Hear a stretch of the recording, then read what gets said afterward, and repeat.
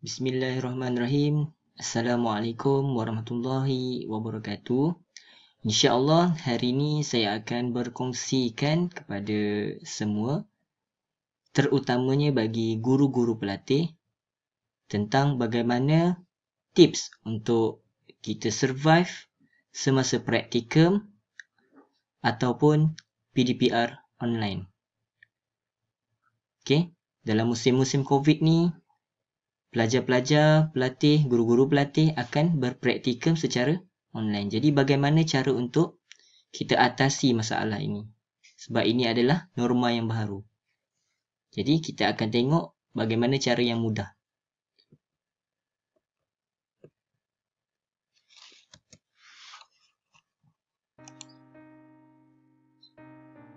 Okey. Yang pertama sekali, kita akan tengok daripada aspek diri sendiri. Yang kedua daripada aspek kawalan kelas. Yang ketiga aspek BBM atau ABM. Dan yang keempat aspek bimbingan mentor ataupun pensyarah. Jadi ada 4 elemen yang akan kita tengok. Kita pergi satu persatu. Okey, baiklah. Untuk diri sendiri, apa yang perlu guru-guru pelatih sediakan adalah, yang pertama sekali, perbetulkan niat yang mana kita mengajar ini adalah kerana Allah SWT.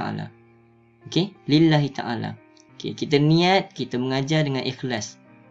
Kita niat untuk sampaikan ilmu kepada anak murid. InsyaAllah Allah akan permudahkan urusan kita. Itu yang pertama sekali. Sentiasalah kita tajdid niat kita kerana Allah SWT. Yang kedua, apa yang perlu kita lakukan adalah kita disiplinkan diri kita dengan cara apa? Dengan cara kita buat perancangan sebelum kendalikan sesi PDPR, iaitu RPH. Buat RPH sebelum kita mengajar supaya kita dapat ikut flow dia. Jangan kita bertangguh-tangguh buat RPH. Nanti dia akan membebankan kita. Yang ketiga, apa yang perlu kita buat adalah sediakan bahan rujukan berkaitan dengan topik yang akan kita ajar. Kita kena sediakan siap-siap apa yang kita nak ajar. Misal kata kalau kita nak ajar tajuk mengharap keampunan Allah, kita search siap-siap apa je. Kita rujuk buku teks, kita rujuk di SKP. Kita rujuk segala sumber-sumber lain. Supaya bila kita ajar tu kita dah ada ilmu, jadi kita akan senang untuk kita sampaikan kepada anak-anak murid kita. Dan yang terakhir, yang keempat, gunakan laras bahasa yang mudah difahami murid dan ibu bapa. Biarlah ayat kita tu ringkas dan simple saja. Tak apa. Daripada kita cakap panjang-panjang berbunga-bunga tapi anak murid tak faham. Jadi kita gunakan laras bahasa yang mudah. Bahasa standard yang biasa kita gunakan. Kalau anak-anak murid semua guna bahasa-bahasa yang catchy macam sekarang ni, kita cuba aplikasikan supaya mereka rasa dekat dengan kita. InsyaAllah bila mereka dah tertarik dengan personality diri kita, InsyaAllah kita akan mudah untuk menyampaikan ilmu kepada mereka. Baiklah. Untuk yang seterusnya, mengenai aspek kawalan kelas. Yang ni kita kena tekankan. Bagaimana untuk kita mengawal kelas? Sebab kelas kita akan diadakan secara maya, secara atas talian. Jadi pesan saya, yang pertama sekali apa yang kita perlu buat adalah pastikan kelas kita berada dalam keadaan yang terkawal. Yang ni kena ingat ya. Jadi macam mana caranya? Yang boleh saya kongsikan, apa yang biasa saya lakukan adalah dengan cara kita suruh anak-anak murid tutup mic bila tidak ada yang perlu bersuara, supaya kita tak dengar bunyi-bunyi bising kan. Dan bila ada soalan ataupun benda-benda yang perlu dijawab, kita cakap dekat anak murid untuk buka mic untuk bercakap dengan kita. Ataupun untuk kita tahu respon anak murid kita okey ke tak, kita cakap. Siapa yang faham, angkat tangan. Sebab dekat Google Meet sekarang ada raise hand kan, button raise hand. Jadi kita cakap angkat tangan. Daripada situ kita dapat menilai pemerhatian tentang kefahaman pelajar-pelajar ni. Itu yang pertama. Yang kedua, kawalan kelas yang macam mana yang kita perlu tekankan adalah tetapkan peraturan kelas. Yang ni guru pelatih perlu ambil perhatian. Sebab apa saya kata tekankan tetapkan peraturan ni? Sebab benda ni adalah benda paling penting. Sebab anak-anak murid kita akan perlu bersetuju dengan peraturan kelas ni, dan bila mereka ikut peraturan, kita perlulah beri ganjaran. Dan sekiranya mereka ingkar dengan peraturan ni, maka kita boleh bagi mereka, kita beri mereka denda ataupun sebagainya. Okay, macam saya akan cakap tetapkan peraturan kelas ni yang saya selalu buat. Okay, kita mulakan kelas dengan bacaan Al-Fatihah dan bacaan doa. Okay, itu dalam kelas saya perlu ada benda tu. Dan saya akan ingatkan murid untuk masuk lebih awal. Kalau boleh 5 minit atau 10 minit lebih awal, supaya kita punya perjalanan pembelajaran akan lancar.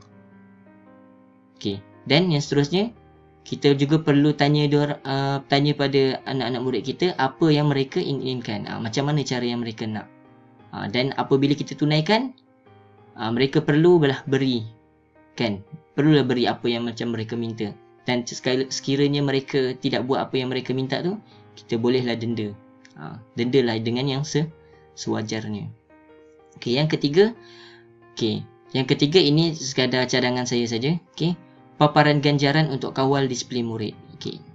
Sebab sekarang kan kita tak tahu macam mana nak tengok disiplin murid. Jadi kita boleh paparkan, misal kata ada anak murid kita ni jarang masuk. Okey, kita boleh cakap, okey, ini ganjaran yang bagi selalu masuk. Okey, kita bagi bintang dekat anak murid kita selalu masuk. Kalau dia tak masuk, tak ada bintang. Jadi macam itulah. Tu sebagai contoh lah. Saya pasti guru-guru semua lagi kreatif lah, kan? Ikut inovasi sendiri. Okey, dan yang keempat, apa yang boleh kita buat juga? Yang perlu kita buat, ulang peraturan secara berkala. Sentiasa ingatkan anak murid, okey, tentang peraturan yang kita telah buat tadi. Okey. Dan yang keempat, dan yang terakhir, yang kelima, sediakan skrip. Yang ni untuk biasanya untuk yang secara offline lah, kan? Melalui WhatsApp ke, Telegram ke, kita buat siap-siap ayat, kan? Nanti kita tinggal forward je. Senang, kan? Nanti tak adalah baru masa tu nak buat apa semua, kan? Jadi macam gelabah. Jadi tak nak. Kita sediakan skrip awal-awal, jadi senang. Okey. Itu untuk kawalan kelas. Yang seterusnya, kita akan tengok aspek BBM atau ABM. Okey. Apa yang kita perlu buat untuk BBM dan ABM? Kita perlu pelbagaikan bentuk dan aktiviti pengajaran kita. Supaya apa? Supaya murid-murid tak bosan. Murid-murid rasa seronok belajar ni. Walaupun online mereka rasa, wah, bestnya belajar. Pelbagaikan corak. Sekarang banyak, kita search je dekat YouTube ataupun dekat Facebook ke, banyak cikgu-cikgu share cara untuk buatkan kelas jadi menarik. Contohnya apa? Ni kebiasaannya lah. Kebiasaannya kita menggunakan Quizizz, Kahoot, Google Form, Live Worksheet, Word Wall, Flipbook, Slide PowerPoint, dan lain-lain. Kalau macam saya biasa gunakan untuk kalau bagi video dekat anak murid, saya akan gunakan Edpuzzle. Okay. Kalau Edpuzzle ni dia boleh tengok sama ada pelajar tu sudah tonton ataupun tak. Kan. Lepas tu dalam Edpuzzle ni juga kita boleh letak voice over. Kita juga boleh letak soalan dalam video. Dan mereka tidak boleh skip selagi tak habis tengok video tu. Okay. Itu yang salah satu cara yang saya guna. Saya juga selalu gunakan slide, Google Slide. Saya selalu gunakan Google Slide sebab senang, kan? Buat template, kita terus present je dekat meeting. Dan banyak lagi cara. Okey. Yang seterusnya, bimbingan mentor dan pensyarah. Bimbingan mentor dan pensyarah ni, apa yang perlu kita lakukan adalah kita kena sentiasa rujuk kepada mentor dan pensyarah kita. Sebab mereka ni adalah orang yang lebih berilmu, kan? Jadi kita rujuk dengan mereka. Apa yang perlu kita buat, macam mana kita cara untuk belajar yang bagus. Kita minta pendapat diorang. Kan? Sentiasalah rujuk. Jangan malu-malu. Orang cakap apa? malu bertanya, sesat jalan. Okey. Yang kedua, apa yang perlu kita lakukan adalah kita perlulah berlapang dada untuk ditegur. Kalau misal kata kita mengajar tu ada yang tak kena dekat itu, dekat ini, kalau cikgu, guru bimbingan kita, guru pembimbing kita ataupun pensyarah kita tegur, kita terima seadanya. Kita berlapang dada.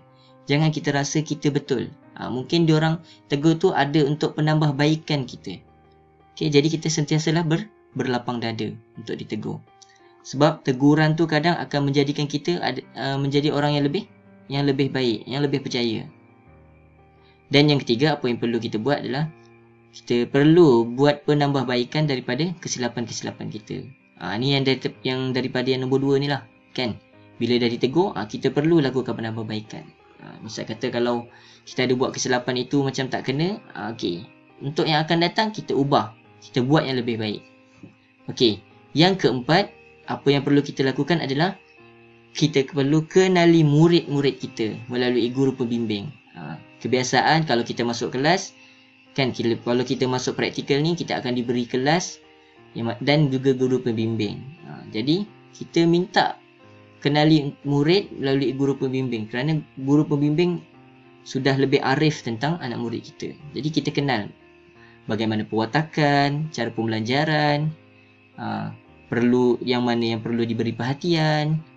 Jadi kita kenal. Bila kita kenal, kita senang nak adapt benda tu. Okey, dan yang kelima, apa yang perlu kita lakukan adalah kita bina hubungan baik dengan warga sekolah. Ini paling penting. Okey, kita jangan sombong. Kita jadilah peramah dengan semua orang. Tak rugi pun kalau kita dekat sekolah kita jadi peramah dengan semua orang. Insya-Allah. Cikgu-cikgu dekat sekolah, kan, cikgu-cikgu senior, guru-guru senior semua tak lokek ilmu. Diorang akan bantu kita yang guru praktikal ni. Okey, jadi selamat maju jaya saya ucapkan kepada semua yang bakal praktikal di sekolah. Okey. Saya doakan agar semuanya dipermudahkan urusan dan beroleh kejayaan. Semoga berjaya dan menjadi guru yang terbaik. InsyaAllah, semoga bermanfaat. Jika ada terkurang daripada perkongsian ini, saya minta maaf. Okey. Dan saya akhiri dengan wabillahi taufiq wal hidayah. Wassalamualaikum warahmatullahi wabarakatuh.